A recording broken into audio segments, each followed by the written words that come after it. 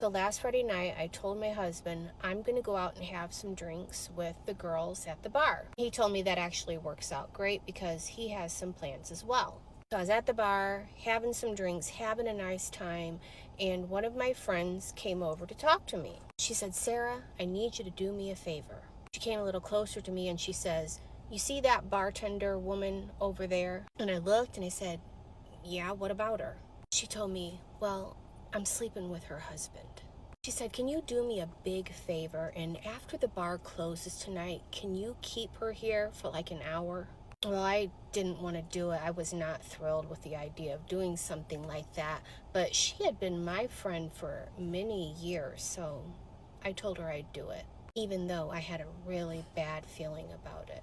So about a half hour later, the bar was closing and the bartender was going around and asking everybody for their last call if they just wanted one more drink. And that's when I tried to strike up a conversation with her. I was asking her about the bar. I was telling her about my dogs, just anything I could do to keep the conversation going. And the lady was being really nice to me, but I could tell she was starting to become very suspicious. And she finally said, "Hey, what's up with you? Why do you keep trying to talk to me?" She said, "The bar is closing and I need everyone to leave." Well, I couldn't keep it up anymore and I was feeling really guilty, so I just decided to confess. I told her, "I'm really so sorry to tell you this, but my best friend is sleeping with your husband. The two of them are probably at a hotel or something right now, and well, she asked me to keep you here so that she could spend some extra time with him." And I was expecting this lady to get really upset, to start crying or yelling, but her expression did not change at all. Instead, she took her hand and placed it on mine and she said, "Honey, I think you need to go home and check on your own husband because mine died 2 years ago." Hey everyone, welcome back to the channel. My name is Glins and today we are reacting to some insane clips that all come down to one thing: trusting your intuition and listening to your gut. Now, we've all had that sudden weird feeling in the pit of our stomach telling us to move, stop, or turn around. Most of the time, we try brush it off as overthinking or anxiety, but the footage you're looking at today proves that your brain actually picks up on subtle danger long before your conscious mind even realizes what's happening. Your gut instinct isn't just a random feeling, it's literally an involuntary survival mechanism hardwired into your nervous system. We are breaking down a few wild moments where while listening to that instant inner voice meant the exact difference between safety and complete disaster. But do me a favor and make sure you stick around until the very end, because that final clip is on a whole different level. It will completely change how you listen to your own instincts from here on out. Let's jump into it. This first one. Craziest story about intuition and how it ended up being true. I want to be freaked out. I want to hear these. So this was probably like 2013, I want to say, when this happened. I was going to the tanning salon at a place in West Loop on Madison, and it was after work. I talked to my mom when I got off work, and I was telling her I'm on my way home. I'm gonna go to the tanning salon and then I'll be home. So I go to the tanning salon and there's this guy there. This is only my second or third time that I've been there, but the first time that I've gone at night. There's a guy there. He's talking to me. He's "Oh, I just ordered pizza. I'm gonna have pizza getting delivered here soon. Blah blah blah. You should join me after you're done tanning. We don't close the salon for another hour or two. Something to pass the time. Very persuasive and just trying to get me to stay and have freaking pizza with him. So after about 10 minutes of him freaking yapping, I go back into the room, and normally you tan in the nude, right? Completely nude. For some reason, I did not feel comfortable, and I felt like I was being watched, or I felt uneasy. So I tanned in my underwear. I was so uncomfortable just being there and just so uneasy that I didn't even tan like the whole 20 minutes. I think I was only there for like maybe like 10 minutes or less. Like I was just like, I just want to go home. Like I don't feel comfortable or safe here. And it was just me and him. Like there weren't any other people there. So I get dressed, I come out, and he's still like talking to me. He's like, oh, like the food just got delivered, like you should have dinner with me, blah, blah, blah. Like I own the salon, all this stuff, like going on and on. And then after like the 20th time of me saying no, my mom calls me and she was just like, hey, where are you? Like, I thought you said you were on your way home. Like you were just going to go tan and then be on your way home. Like it's been almost an hour. Like you should have been home already. Are you okay?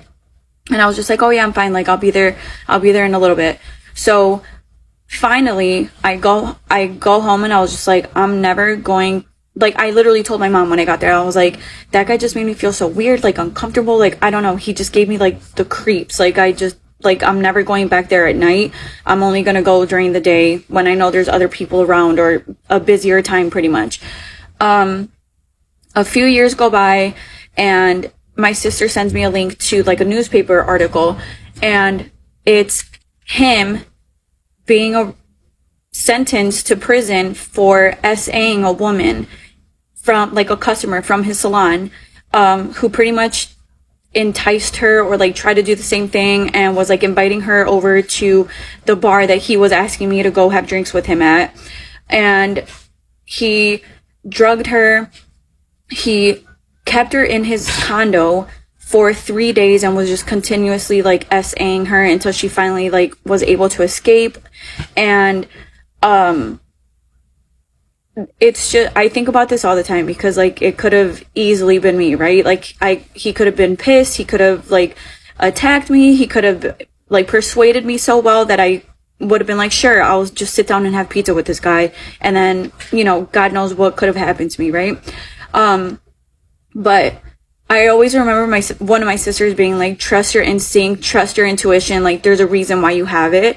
And yeah, for sure, trust your instincts, your intuition, whatever, your gut feeling, whatever you want to call it. Just so crazy. Ladies, when you get a strong gut feeling that something bad is about to happen, I'm gonna need you to believe that feeling. One time I was coming home from work about 11 p.m.-ish, off the bus, and I started walking down my street like it was a normal, everyday night, okay? For context, I lived around the middle of my street, a little ways away to walk down the street. I see this guy way further on the street walking on the same side as me. As we started to get closer, I got this really weird gut feeling. And that feeling was that this guy is sketchy and like there was like a danger kind of alarm going off in my brain. Well, sure enough, he passes my house, and he is now a couple houses down from where my house is, okay? I see him then, all of a sudden, he's looking at me, he has this look on his face, he turns into my neighbor's house. Now, I knew the family that was living there, and he definitely was not no family member. Definitely didn't seem like a friend, and again, my gut feeling was telling me that he was sketchy. I made sure that when I had to walk by him, he knew that I saw him. I wasn't gonna come off like I was scared because one, I wasn't,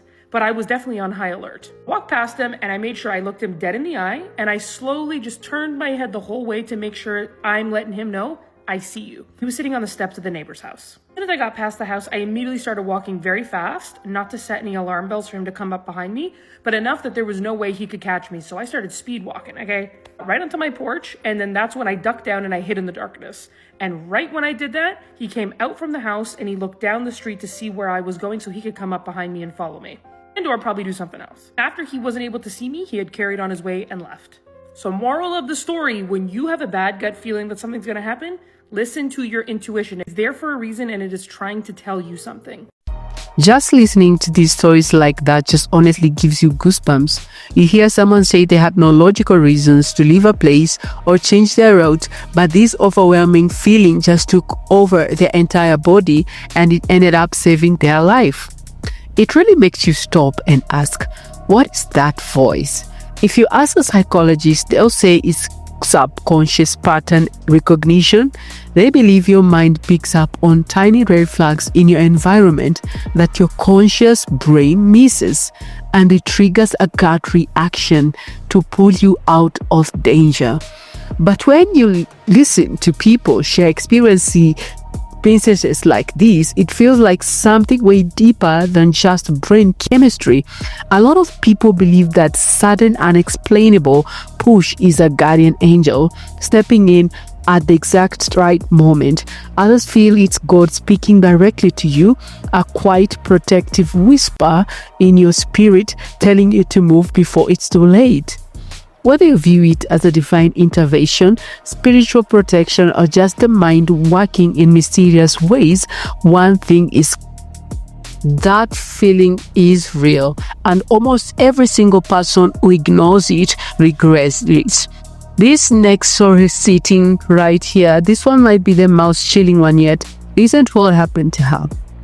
This girl said that she lived in a haunted house that started off creepy, but ended up being terrifying, and she found out why before she moved out after she did some research. So in 2018, Shannon moved into a home with her husband, and her 4 children. She said the vibes were off from the moment she stepped into the home. She said that she always felt like somebody was watching her, but she wanted a house of her own so badly that she chose to ignore it. She said that she was especially afraid of her bedroom for some reason, and the first few nights that she was there, she actually had to spend them home alone because her husband was off working and her kids were off doing their own thing. So that night, she decides that she's going to sleep in her son's room because she doesn't feel comfortable sleeping in her room. So she goes to lay down. She's laying down in her son's room. She's trying to fall asleep when suddenly she hears footsteps, and the footsteps are walking up and down the hallway, just back and forth. Back and forth. Now, this started becoming a nightly occurrence, and they kind of got used to it, but then other things started to happen. One day, she's in her house, she's just chilling, and she had these pictures on her wall. There's a bunch of them, and they were mounted on the wall with Gorilla Tape. She said she started to hear this noise, and all of a sudden, she looked over, and all the pictures just come flying off of the wall. Flying, every single one of them. And then the lights just start flickering. And so she said that this stuff started to happen a lot,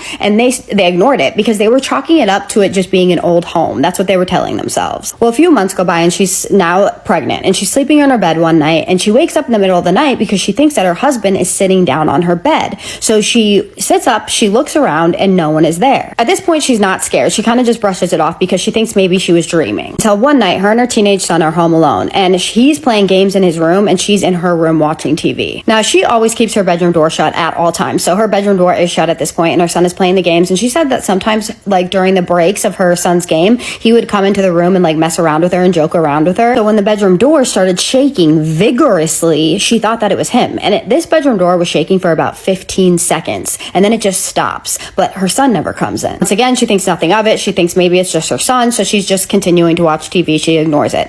Again, door starts shaking vigorously. Again, she ignores it because she again thinks it's her son. But later on that night, she goes over to her son and she's like, "What's up with you shaking the doorknob? Why were you doing that?" And he was like, "What are you talking about?" And she was like, "You were shaking the doorknob."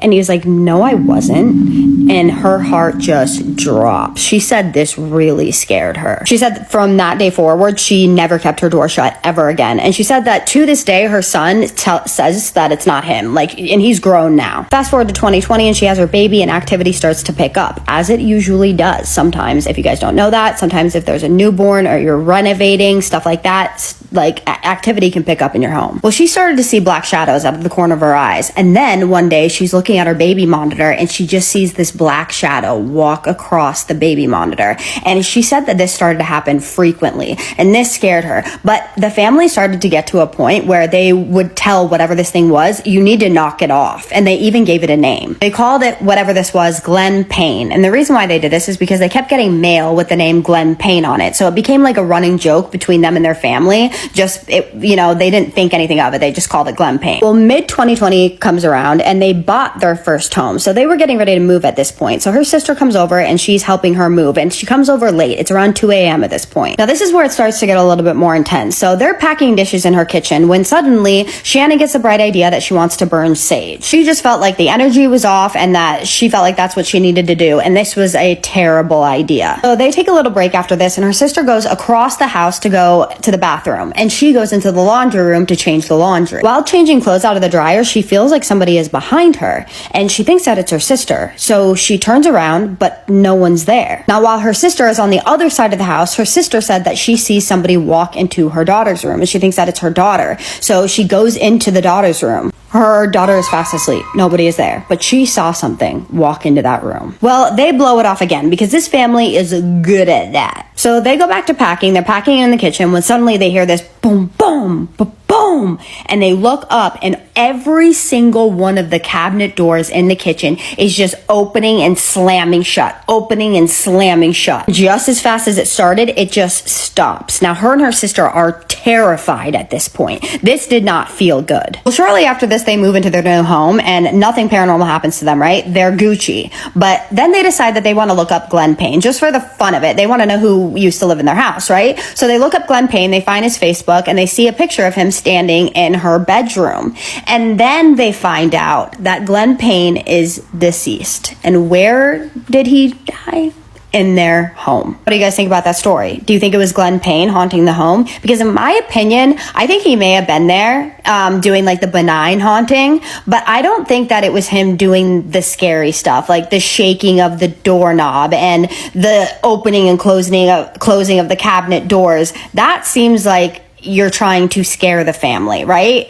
And I don't think that a normal person spirit, a normal person who had passed on would really do that. Why would you do that? Unless maybe they had done something to piss him off. I have no idea, but it didn't seem demonic or anything, but it definitely seemed kind of poltergeisty in a way. In some ways, not as severe as a poltergeist. I don't know. What do you guys think of this one? But tell me all your thoughts, opinions, and suggestions in the comments. She will be tagged, by the way. She did say that I could tag her. But as always, please be respectful. And with that being said, we're now going to do my favorite part, which is the shout outs. Okay, Vea, you left a few really nice comments. Thank you so much for doing that. That pushes out my videos and I appreciate that so much. And what you said was so nice. I truly love a girl's girl. And so I appreciate that. Thank you for supporting me. Thank you for being a part of my community. Thank you for being a spooky baby, because that's what you are. You're my spooky baby. And thank you so much for just being kind. I love having people like you here, and I hope you know how much I appreciate you truly from the bottom of my heart. And I just wanted to show my appreciation and tell you that I love you, girl. Maya H. Rose.Sniffy. You're so cute. You said that you watch my videos every time you get ready. I love that. I love hearing that. I love hearing that people do that, like while they're doing chores, while they're sleeping, like going to sleep, while they're doing their makeup, getting ready. That means so much to me. Thank you so much for watching my videos all the time. Thank you so much for being a part of my community. Thank you so much for being kind and telling me that and commenting and pushing my videos out. I hope you know how much you are truly appreciated here, and I love you, girl. You guys want to know what my lip combo is? It's actually a lip trio. I'm obsessed with it. Let me show you something. This is the one that I'm wearing right here. Absolutely obsessed with it. Literally stays on all day. I'm not even joking. You wouldn't think it does because it's like glossy, but it doesn't stay glossy all day, but it looks like this at the end of the day. So this is the other one right here, because you get all three of these in one pack. And then this is the other one right here. Sorry, my stupid ring light is the other one. And look at that. You get all three of these right now on flash sale. I can't tell you how much they are because I'll get in trouble. I know it's so stupid, but they are a good price. And hold on, let me show you something else. I mean, seriously, look at that in better lighting. It's so good. And watch it how this just glides on. You're gonna be, this is the lip liner. Are you joking me? Then you put on this lip balm, right? And this is like really nice. It's just nice and glossy. And watch this. Look at that. It's so freaking glossy and nice. Like, I am absolutely obsessed. I'm not doing a very good job of showing you guys it at all, but like on your lips, it looks so good. I just realized I have a filter on, and that's just not how I do, you guys. So this is what it looks like without the filter. Still so stunning. I have no idea why my face is so red right now. This is also what the gloss looks like. Like, I literally put that on 15 minutes ago. So good. This is a different color, by the way. It's not this one. Anyways, I'm going to drop in the orange shopping cart right there for you guys. And with that being said, my name is Kaisa, and I tell true scary stories on here every single night that you guys submit to me. So if you're into that, hit that follow button. And I just need you to do 3 things for me. And what are those? Keep sending me your scary stories. Have a safe night. And what's the third one? Say it with me. Have a spooky night. Love you guys so much, my spooky babies. I will see you in the next one. Spooky kisses and haunted hugs. Okay, y'all, I'm going to share a story with y'all that I've never told anybody, okay? So about 4 or 5 years ago, I was at the house chilling with the dog, right? Grunt was about 4 and the cat was about 3, right? I was chilling at the house with the dogs and I said, you know what? While they're napping, I'm gonna run to the store and grab me a few things, right? So I got dressed, went to the store, got me a few things out the store, right? That took about 5 to 10 minutes, right? And as I was driving home, I said, you know what? I'm gonna go to the department store, right? So I knocked a left. I start driving to the department store, right? To get some other things. And something hit me as I was driving to the department store. And it said, turn around and go home. It said, turn around and go home, right? It was weird, y'all. And I said, you know what? I can get this tomorrow. Let me go home. I drove home. True as a clock, y'all. I walked in the door. There was a bunch of smoke. The dog and the cat was acting weird and stuff, right? They were, you know, our dogs when they know something's going on, right? Flames was behind the wall from the socket area. I looked through. Flames were rising in back of the socket. You know, the socket where you plug stuff in. Flames were rising. I grabbed the animals and walked outside. Called the firemen. The firemen got there and they said, I'm so glad you called us. You were lucky today. This was about to just catch like wow and just burn everything up. I wouldn't have my dog and cat today if I didn't go home. And all my other belongings, which I don't care about. But the dog and the cat, that would have tore me up completely, y'all. So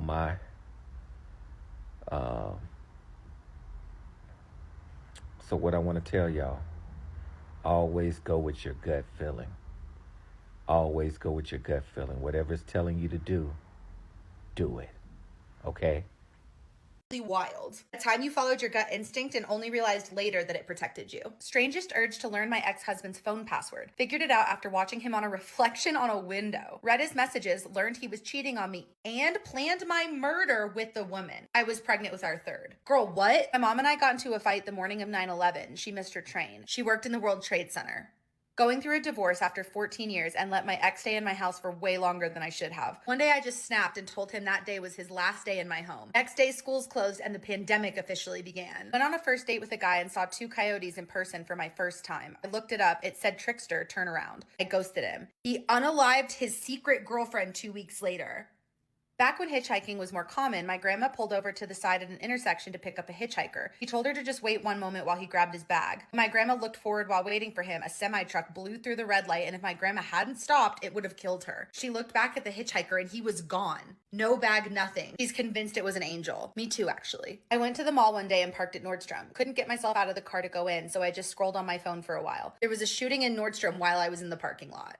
Something told me to teach my mama how to video call. We practiced, and a week later, COVID hit. I had filed a restraining order against my ex. One night after work, I thought I needed to change up my routine, so I took my kids out to dinner. When I got home, something told me to drive past my street. His work truck was parked down the road. I pulled off on a side street and eventually saw him drive away. He had broken into my house and was waiting for us in the dark. Oh my God. Woke up in the middle of the night with a restaurant's name on my mind. Looked it up in Google Maps just to see his review praising a girl's service. He called me crazy and we broke up. But guess who's his girlfriend now? Female intuition, baby. Never lies. Quit my job on New Year's Eve. There was an armed robbery my next scheduled shift. Had a weird feeling I needed to go to the kitchen. Got up and went into the kitchen going, why? Stood there for a minute squinting like, why am I here? Heard a huge clatter and crash from my room. The top bunk fell onto my bed where I was just laying. The whole top. Nodded and just stared in silence. I was dead asleep and woke up in the middle of the night out of nowhere. I had a very strong sense that something was telling me I was dying. I called my doctor the next day to tell him something was wrong. We found out I have stage 4 cancer. I had a dream the other day that I won $500,000, so I'm hoping that's a gut instinct about to have my back. Girls who live in Miami or any city you live, be please cautious about your surroundings, because I'm gonna tell you a story of what's happened to me the other day. So I dropped my child to school, my daughter, and I was walking back home when this dude, big 6-something feet dude approaches me. He's like, hey, you're so pretty. I'm like, hey, I'm not interested, I'm married. He's like, I'm gonna be your cyclist. I'm like, I'm not interested, walk away, I'm married. On this point, he a little bit aggravated me, and I was like a little bit even rude, but I didn't want it to be like super mean or whatever. I'm like, move away. Anyways, this guy started following me back home. And I'm like, okay, I'm not gonna go back home. Things got near my house, not far away. There's a Whole Foods. I'm gonna go inside of the shop where there's so many people. I'm not gonna go back home, because if I'm gonna go home, he's gonna know where I'm living. So anyways, I'm walking to the Whole Foods. This guy take my hair and grab me and pull me like this, because I was saying that I'm not interested, and he have to walk to the other side. And I'm like, oh my gosh, this is an assault, and there is so many police over here. Move away, step away from me right now. Anyways, he stepped a little bit on the side, and I'm like walking inside of the Whole Foods. I'm walking inside of the Whole Foods. No, he was like, I'm gonna wait for you outside. I'm like, do not wait for me, I'm gonna call the police.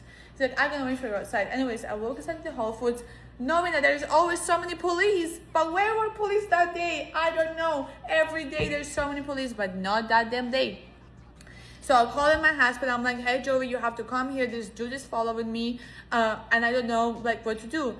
Until I wait for Joey, he came back inside, grabbed me again by my hair when I already like, ow, I told you to leave me alone. Like, I'm trying to like bring attention from other people. He's like, I'll wait for you outside. And he ran away, because I can understand that there's like people. So here I am already like looking around to ask the strangers, somebody like, help me, wherever. Also, like, I didn't want to like exaggerate the situation, like start screaming or something, because I never know what he may have in his pocket, something that can like, you know what I mean. So I'm like just trying to do this cautiously. I don't know if he's like weird or something. He does not look like homeless. He was nice dressed and stuff. But anyways, so I called Joey. Joey came. And when Joey comes inside, I explained to him how the guy looked like, because you guys, the description of this guy is so easily. He was like 6'2", maybe 6'3", African American, big guy. But how could you recognize him? He had a baby face. Like, I'm telling you guys now, I don't know what's happened. Like, I never saw something like that. His face was like 5 years old. Does that make sense? He was young, but not that young. He was like maybe 20 something, but he had a childish face. So if you see him, you will recognize him pretty fast and like walk the other way. Anyways, Joey walks in, the guy grabs the basket and he walks inside, but he walks here, the exit is there. He doesn't see me, I was standing right here. So I see he goes over there. Joey's like, I will stay here, you run. I am running like so fast away from the store, running away, trying to get to my house, which was not so far away. When I see there is this car park with so many guys, like just hanging outside of the car. I'm like, are he were with them? Like, are they together? Like, what is going on right here? Okay, so I ran back inside where Joey was like trying to see if she would just get involved with the police or something, what this guys is gonna do. Well, the guys grabbed the basket. He tried to follow me. Joey was like, oh, I was thinking if he'll see you're not there, he's gonna go and approach some other girls, but he didn't. He grabbed the empty basket. He saw that I'm not there. He started panicking, running in each aisle super fast, and then he threw the basket away and ran outside to like try to catch me somewhere. But obviously he didn't know which side I went, so he didn't find me. He didn't know where I am. And I'm pretty sure, I don't know, that he were with those guys who were outside over there, but they probably also didn't know like how maybe I look like or whatever. And I'm pretty sure that's maybe was like, I don't know if they wanted to kidnap me or what they wanted to do to me. I have no idea. Also, the guy was like, it was just too crazy. Okay, so this is my story, you guys, and be cautious when you walk in big city. Like, I live in very safe area. Like, nothing happens really much. No, I mean, like, not nothing, but like not much stuff happens really over here, and this happens to me. So like, be careful. Love you guys. Have you ever had a dream about something and then it comes true the next day or a couple days later? Because this happens to me all the time. And it's freaky. It's scary. So about a week ago, I had this very vivid dream that I was in a car accident. So the next morning, I get up and I go to work. I have an hour drive to work, and the entire time, I cannot stop thinking about what would happen if I crashed right now? What would happen if someone else crashed, like, in front of me and I saw it? What would I do? Who would I call? How would I get out of it? How could I avoid an accident? Blah, blah, blah, blah, blah.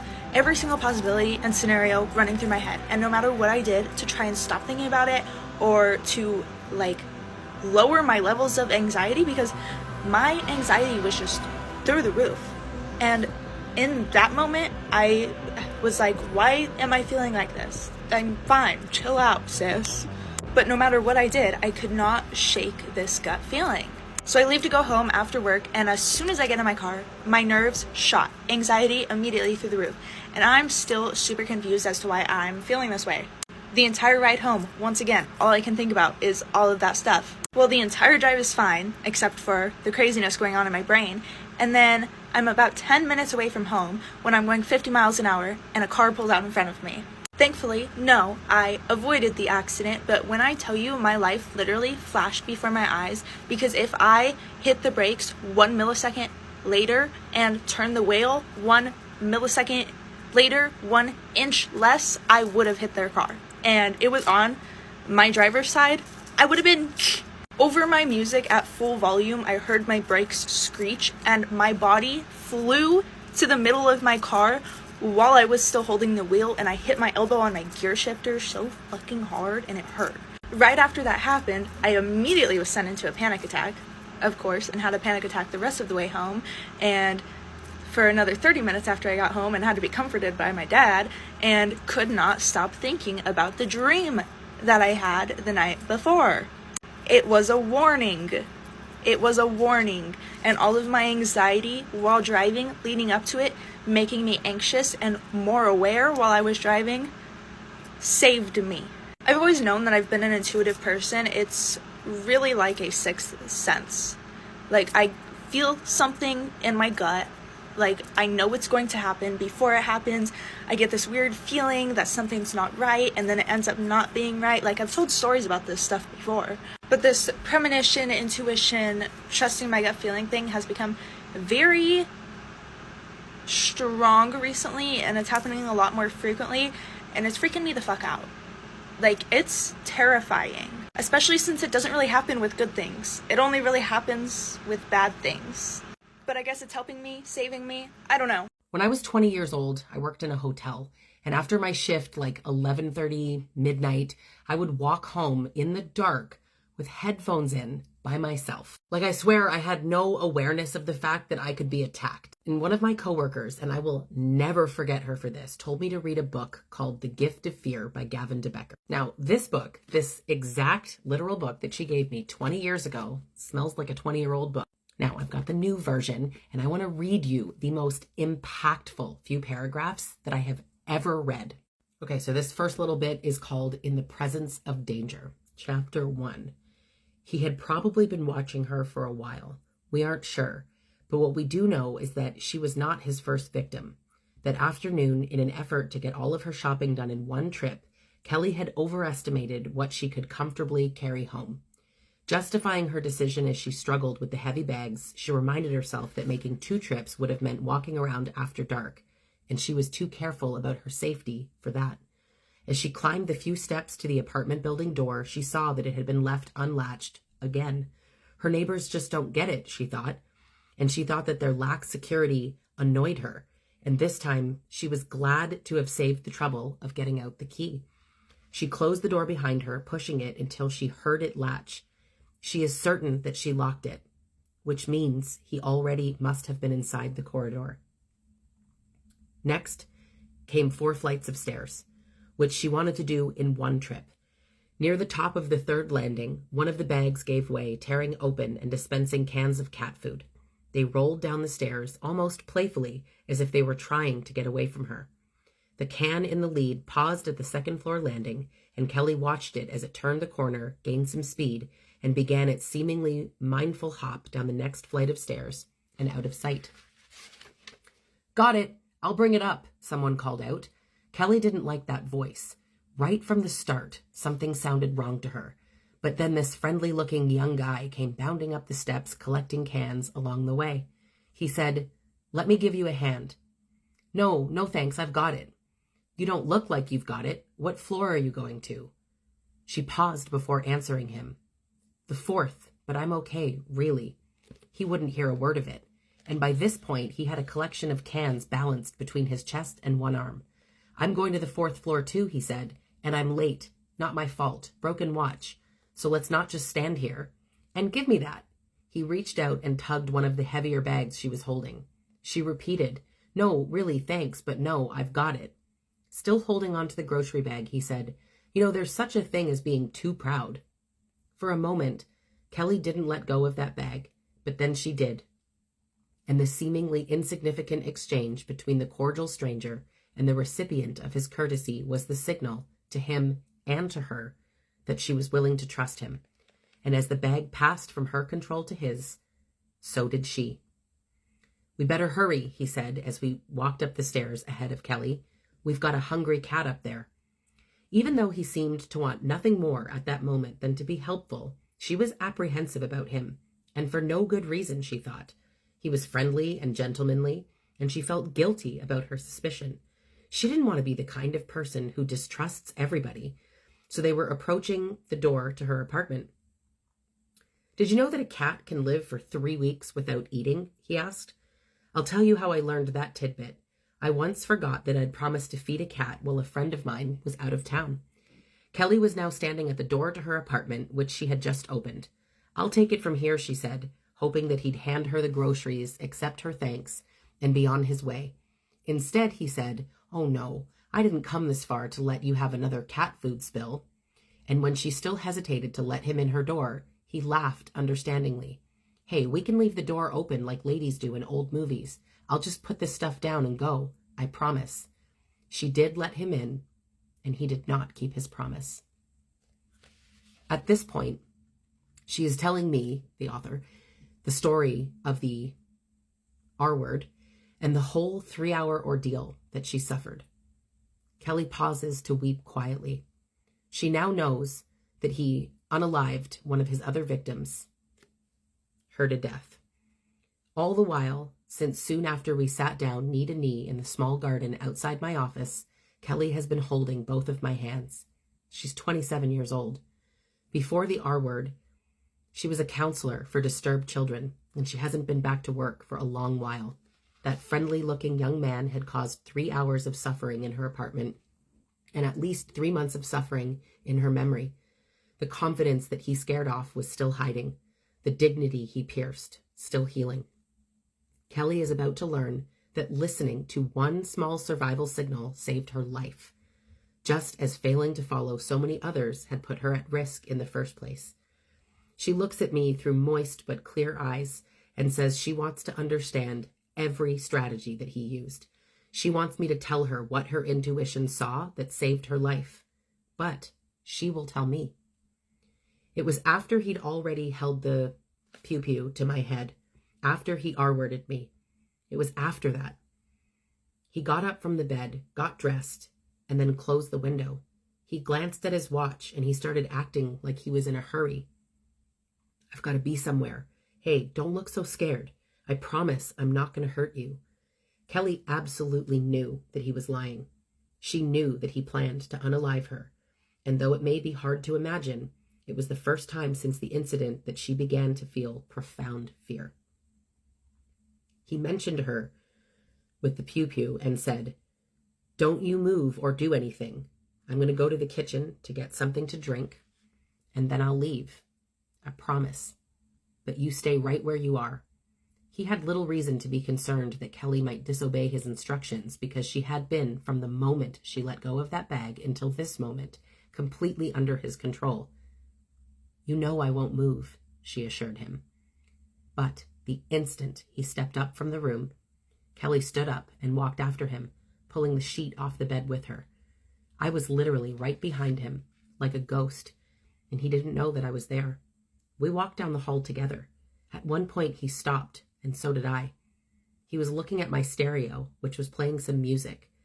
He reached out and made it louder. And when he moved on towards the kitchen, I turned and walked through the living room. Kelly could hear the drawers being opened as she walked out the front door, leaving it ajar. She walked directly into the apartment across the hall, which she somehow just knew would be unlocked. Holding up a finger to signal to her surprised neighbors to be quiet, she locked their door behind her. I knew that if I stayed in my room, he was going to come back from the kitchen and unalive me, but I don't know how I was so certain. Yes, you do, I tell her. She sighs and goes over it again. He got up and got dressed and closed the window.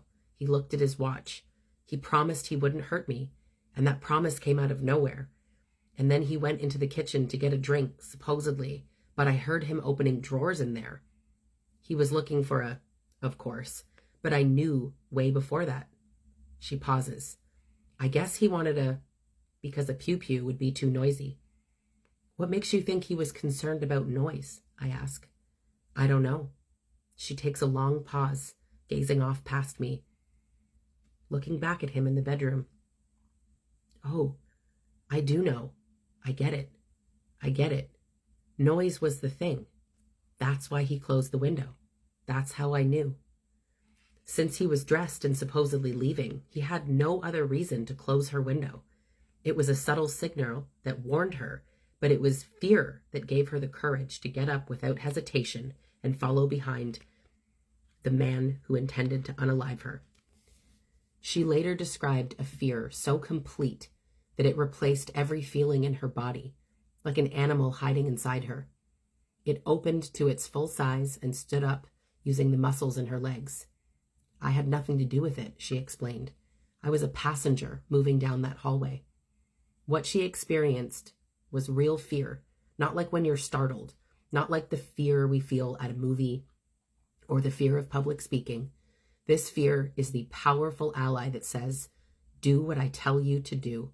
Sometimes it tells a person to play dead or to stop breathing or to run or scream or fight. But to Kelly, it said, just be quiet and don't doubt me and I'll get you out of here. She told me that she felt a new confidence in herself, knowing that she had acted on that signal, knowing that she had saved her own life. She said she was tired of being blamed and blaming herself for letting him into her apartment. She said that she had learned enough in our meetings to never be victimized that way again. What an amazing book. The Gift of Fear, obviously it goes on, but it is absolutely life-changing. This is a story about when my intuition was scary accurate. Okay, so I was seeing this guy. Everything was going really well. Like, we clicked really well. Our personalities were, like, very similar. Our humor was similar. Our passion levels were similar. So it's just, like, everything was really fitting together. And he was like, I have every intention of, like, making you my girlfriend, whatever. So I'm like, oh, okay, whatever. So he was, like, doing the most. And, like, looking back now, maybe, like, borderline love bombing, which we'll get to that.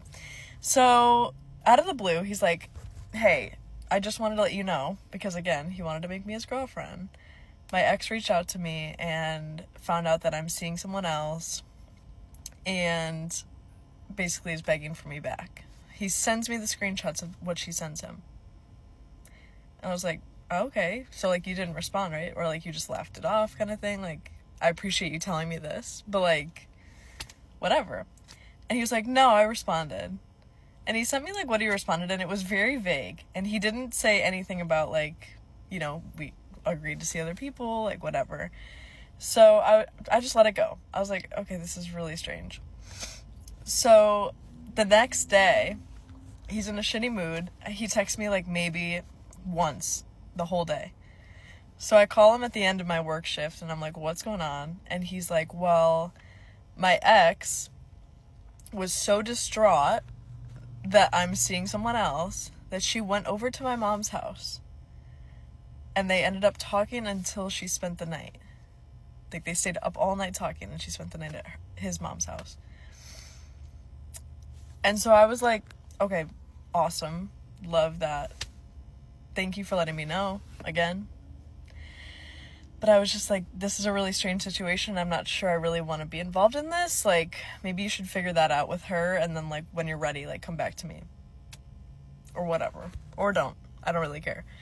So when I proposed that, he got, like, super defensive and was like, no, like, you're the one I want. Like, she's nothing to me. He went into, like, how she had cheated on him in the past and how abusive she was and how crazy she was and like all this and the whole 9 yards. And I was just like, okay, well, wow, she sounds like really crazy. I'm sorry you have to deal with all that, like whatever. So then, like the next week, no responses like at all. Like I'm texting him, I'm getting maybe once a day, super cold, and it's just like a good morning. I'm like, okay, like this is really weird. So I was just like, hey, just because of the timing of it all, like if you're wanting to go back to her, like just let me know. It's cool, like no hard feelings, whatever. And he's like, I'm sick of you always bringing her up.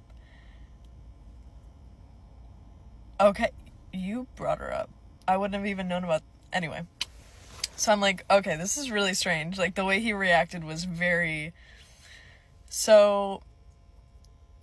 Anyway. Where am I? This is like the longest story time ever. I'm sorry, you guys. So, long story short, he starts flipping things on me. And he's like, oh, you need too much of me right now. You know that I have a lot going on. Okay, you go to work in the gym, but that's fine. He's like, I can't have this pressure on me. You're putting so much pressure all the time. I'm like, okay. So, bye. So, like, we broke things off. I get a text. It's midday here, but it's 3 a.m. where he was at. And he's, like, texting me. And I'm like, okay, really cool. Not really giving him any responses. This is, like, months after this whole fallout. Guess who he was with on his little vacation? And guess who I saw him post on his Instagram story 2 days ago? Which I blocked him, by the way. Your intuition is always right. And I can't stand people that don't just tell the truth right away. And that flip things on you so they don't have to be the bad guy. Just say you went back to her. That's fine. No hard feelings. But here we are, this whole song and dance, and I was right the whole time. If you ever feel like something is off or it's just not quite right, you should probably listen to it. Let me tell you a little story about when I was married.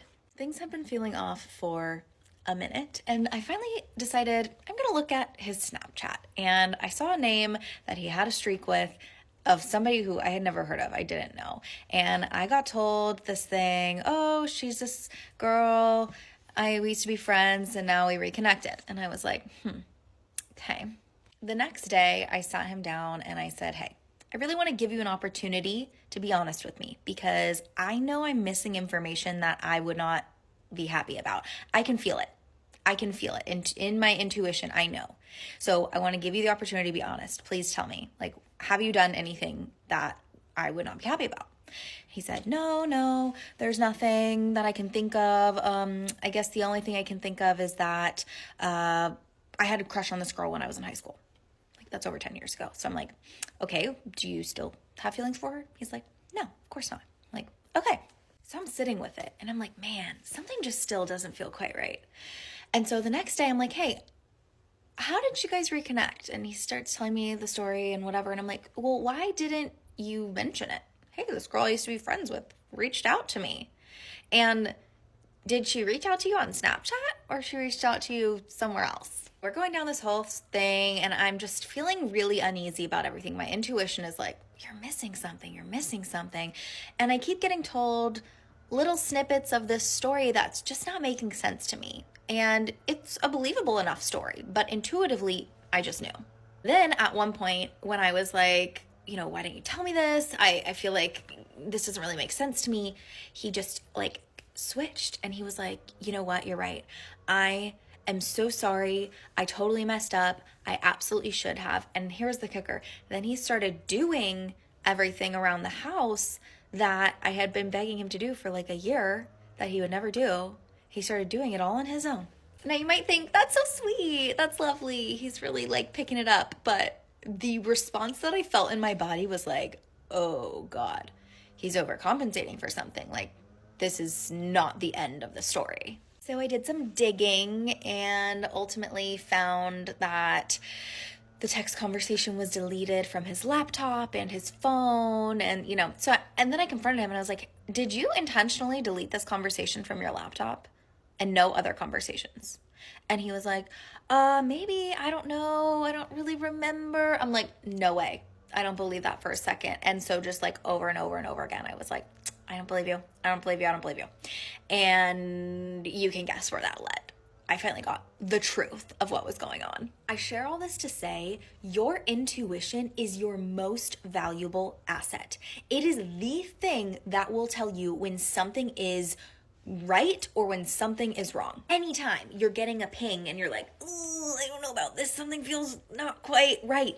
Listen, follow the trail of breadcrumbs that you have left for yourself, because if you feel that way, it's for a reason. These are our primal instincts, you guys. Like, we really have access to so much power within our intuition, but we've been conditioned our whole lives to ignore it and bypass it. But if you can start practicing and start listening to your intuition and following the little tiny things of like, this outfit doesn't feel quite right, let me try something else, then it's going to be a lot easier to follow and trust your intuition with the bigger things. If you've ever had a similar scenario where your intuition opened up something that you were like, I knew it, I would love for you to share in the comments. Have you ever had a gut feeling or an intuition that you couldn't really explain, but listening to it ended up saving your life? I heard this story years ago, and it still gives me full body chills to this day. From Seattle, I went to the University of Washington. So did my parents. So did many of the people that we know. One of their friends that went to UW with them back in the day was one day just coming out of class. She was walking quickly through campus. She was already late for work. She's walking through the parking lot to get to her car. She sees this really cute guy standing next to this other car, and he has his arm in a sling. He ends up stopping her and is like, hey, I'm so sorry to bother you, but would you mind helping me with some of my things to my car? My arm is broken. Part of her wanted to say yes and just be nice and help out. She was also single at the time, and he was really cute, charming, polite. She got this weird feeling that she just couldn't really explain, and she just decided to go with that and was like, I'm so sorry, I'm already really late to work, I have to go. She gets to her car and goes to work. Years later, she figures out that the man that she almost helped that day was Ted Bundy, a serial that lured women into his car by pretending to be injured. The car that he had pointed to was the exact car that was later identified as the one that he used to abduct his victim. Her decision to trust that weird feeling that she had is the only reason that she is still here today. When I was about 6 years old, there was a day where my dad was on a trip and my mom wanted to go on like a 20-minute run, and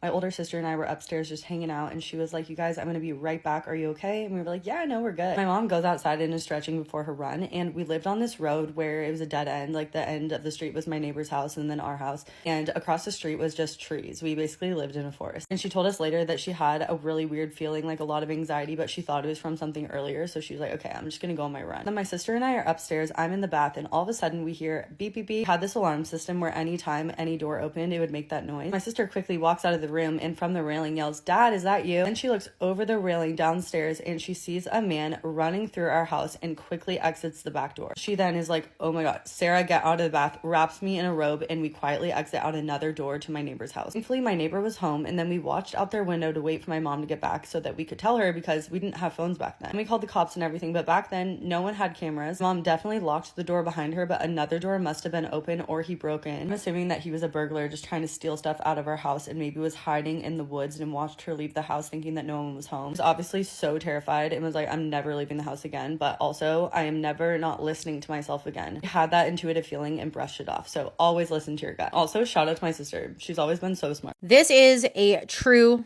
serious story time about me trusting my gut and how it actually saved my life. I tell you this as a trigger warning. If you have any self-harm, self-cancellation triggers, you're going to want to scroll out of this video. From 2008 to 2014, I was married to my college sweetheart. And from about 2009 to 2014, when he passed away, he struggled with mental health and substance abuse issues. That being said, his family and I were in the beginning very much on the same page. He was going to therapy and in and out of rehabilitation centers for the drug abuse, all those type of things. It was like riding a wave. Like, sometimes he would be great and he would be the person I fell in love with and the person that I always knew he could be and that person that I knew was inside of him.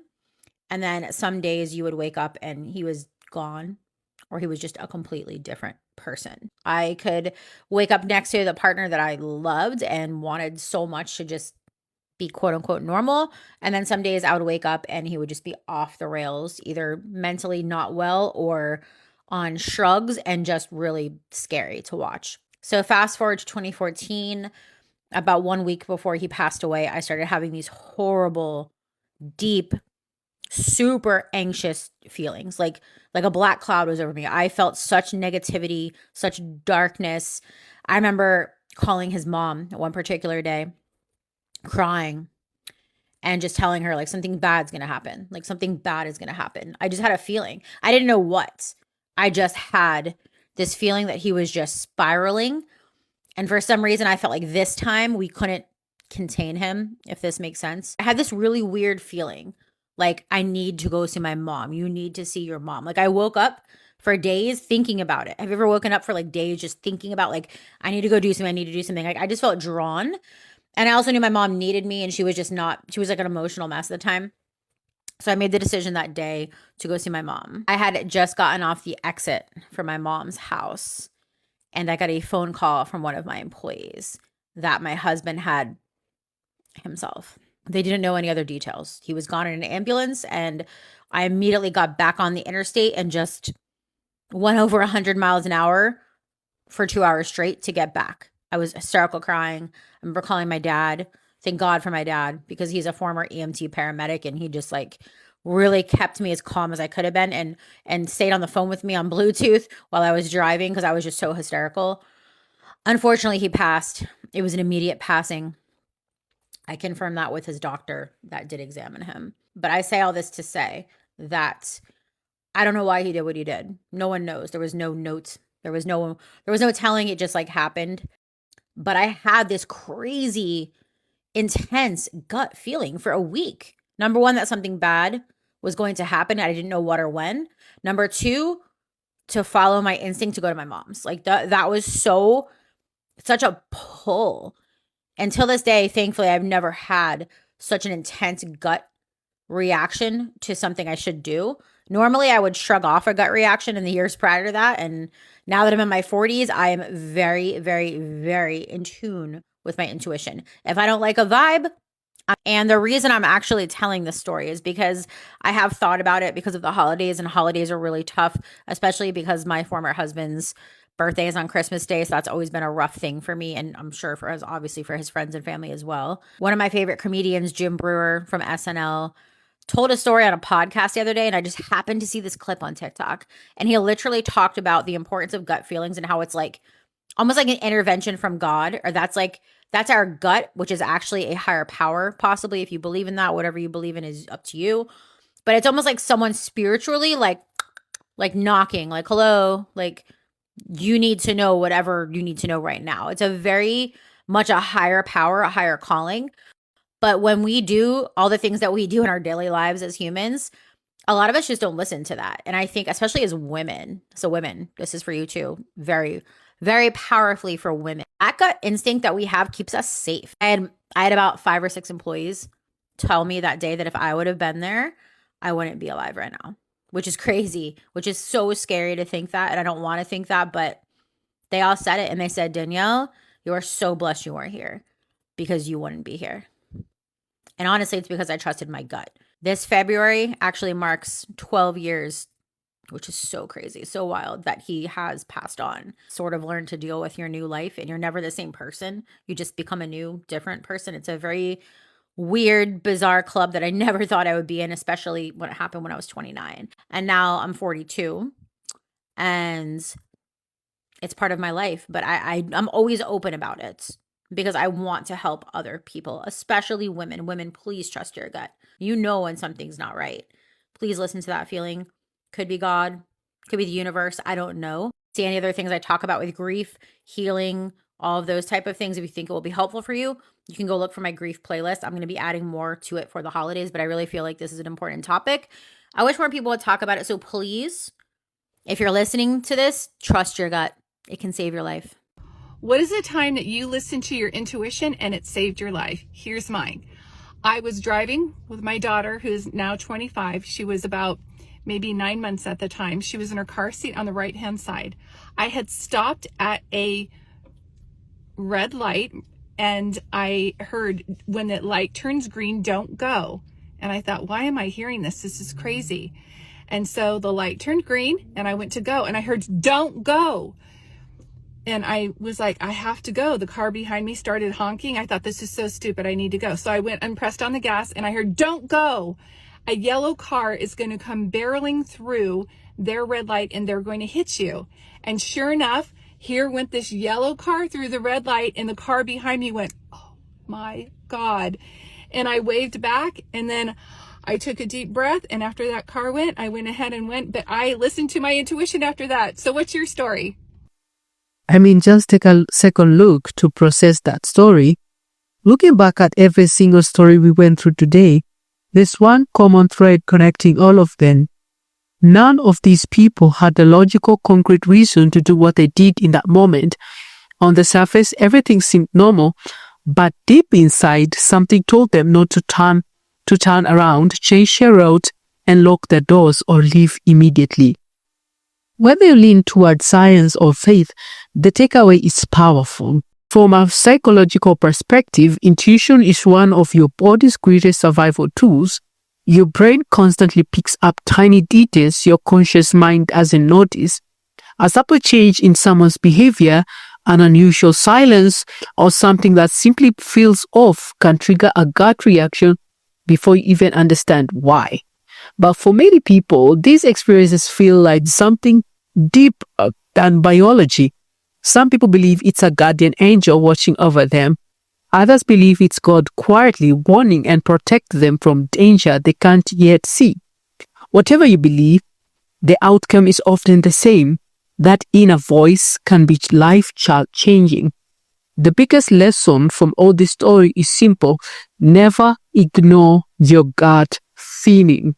In today's world, we are often taught to be polite, to avoid overreacting, and to always look for proof before taking action. But sometimes it's far better to leave a situation be wrong than to stay and wish you hadn't. If something doesn't feel right, trust yourself. Your safety is always more important than worrying about what others might think. Now I'd love to hear from you. Have you ever had a gut feeling or an intuition that protected you from something bad? Share your story in the comments below. I read them and your experience could help someone else. If you enjoyed this video, don't forget to like, subscribe, and to Glyn's Reacts. Turn on the notifications so you never miss a new upload. Stay safe, trust your instincts, and I'll see you in the next one.